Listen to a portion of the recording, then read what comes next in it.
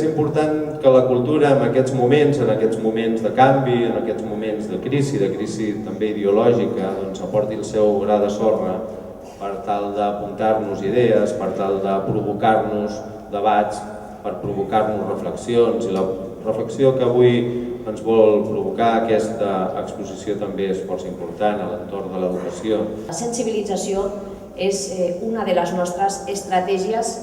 per avançar en aquesta consciència més global que nosaltres som partidaris de generar a nivell local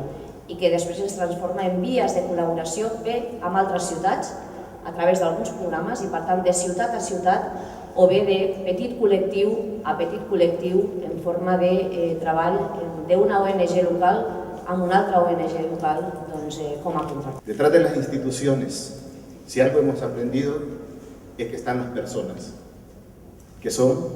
las que han dado realmente soporte a este proyecto que hoy se presenta acá en el Museo Marítimo de Barcelona.